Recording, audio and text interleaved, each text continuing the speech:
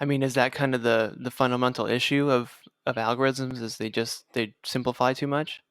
Well, I think that yes, I think that the kind of intelligence that AI has is of a very mechanistic kind, and the appreciation of subtlety and complexity is something that is very difficult for AI and maybe out of its reach entirely. It's something we're very good at, and as people, and when you if you look at the history of science, quantitative social science, dealing with people in a way that's about numbers and measures and categories and generalizations, all of those things have always been useful for science, but right at the border of intolerant thinking about people. It's not uncommon at all. And we've always had to have reflection on this, because when you reduce people down to a number, you very dangerously place, you're very near the danger of placing people into categories that aren't very appreciative of their complexity. And we know this, but now that our infrastructure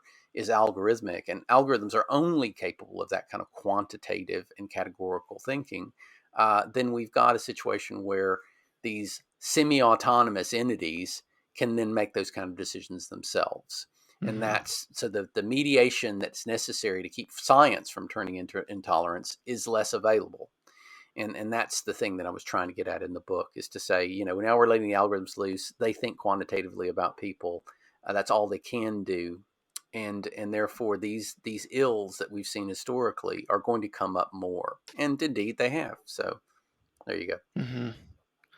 Man, so yeah, God, it's just like for me as an average person, it's like a little bit confusing to think about, but I understand what you're saying, where it's just they're turning people into numbers, kind of, Yeah, yeah. or assigning them categories that a algorithm can understand, but in reality, it's a lot.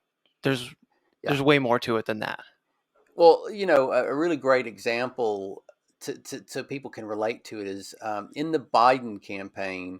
One of the things that went wrong apparently is that, and this goes wrong consistently across kind of forms, is people who are identified as Latin American, are are very diverse. The Latin American community is a lot of different things. This is the reason you see Latinx used a lot now. It's a lot of different things.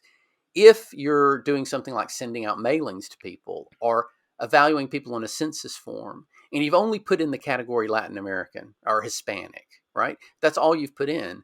Then all that subtlety of difference between people is summarized and lost. And any categorical or quantitative thinking about people has the same risk. And in reality, people don't fit into categories well at all. You can describe them categorically, but you've always got to, if you know somebody and know them well, then they're not just simply a bunch of labels, a black, Hispanic, American, college student. They're much more subtle than that. But forms only appreciate the categories that they've presented.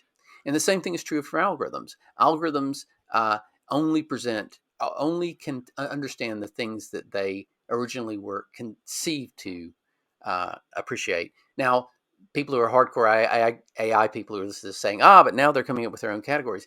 Yes, but in every instance, there is a representational limitation. There is something that has been limited about the way the algorithm works, because they're designed by humans and we have limited ability to do AI at this time.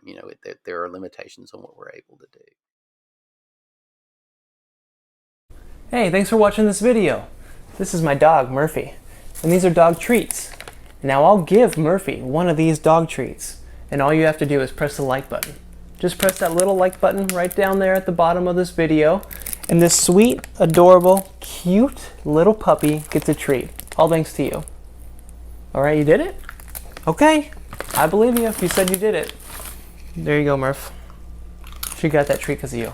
Now, I'll eat one of these treats, and all you have to do is click that subscribe button right there, pointing to it. Just click that subscribe button, subscribe to Curiosityness with me, Travis DeRose. Get lots of good video, and I'll eat this treat. Alright, you did that too? That's not very good. Bro, not very good.